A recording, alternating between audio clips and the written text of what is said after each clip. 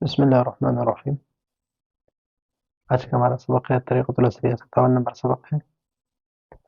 قاعدہ ہے، یہاں پر 3 باتیں ذکر ہے۔ پہلی بات یہ کہ عربی میں دو کی عادت کو تثنیہ مثنیٰ کہتے ہیں، یعنی جو 2 چیزیں ہوں تو اس کو ہم تثنیہ کہتے ہیں، یا 2 کی جو عادت ہے اس کو تثنیہ اور مثنیٰ کہتے ہیں۔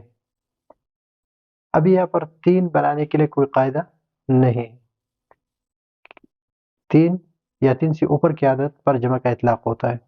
عام طور پر ہم اردو میں، پشتو میں، فارسی میں، انگلش میں ایک واحد پڑھتے ہیں اور ایک جمع پڑھتے ہیں، لیکن عربی میں یہ ہے کہ عربی میں ایک کے اوپر جو ہے وہ جمع نہیں ہے، بلکہ ایک کے بعد 2 وہ تثنیہ اور مثنیٰ ہے، اور 2 کے بعد 2 ہو یا 2 کے اوپر، یعنی 3 ہو یا 3 سے اوپر، اس پر جمع کا اطلاق ہوتا ہے، اور اس کے بنانے کے لیے کوئی خاص قاعدہ نہیں ہے۔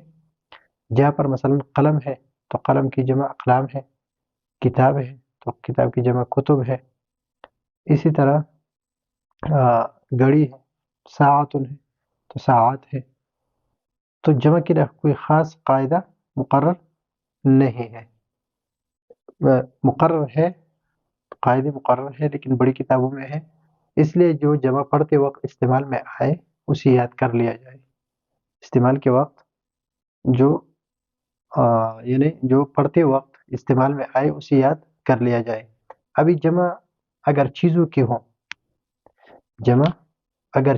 ہو، پچھلے اسباق میں تفصیل سے بتا چکا ہوں کہ جہاں پر چیزوں کی جمع ہو تو اس کے لیے اسم اشارہ واحد مؤنث کا استعمال ہوگا، صفت جو ہے وہ واحد مؤنث کی استعمال ہوگی، اور اس کے لیے فعل جو استعمال ہوگا وہ بھی واحد مؤنث کا غائب کا ہی ہوگا۔ مثلا اگر چیزوں کی جمع اگر چیزوں کی ہو تو قریب کے لیے اسم اشارہ حاضی ہی، مثلا حاضی ہی کتب، یہ کتابیں، اور دور کے لیے تل کا استعمال ہوگا، تل کا کراست، اولائے کا کراست نہیں کہیں گے بلکہ تل کا کراسات۔ اور اگر انسانوں کی جمع ہو تو نزدیک کے لیے ہؤلاء، اور دور کے لیے اولائے کا استعمال ہوتا ہے، جیسے ہؤلاء رجال، مثلا یہ آدمی، اور اولائے کا نساء، وہ عورت ہے۔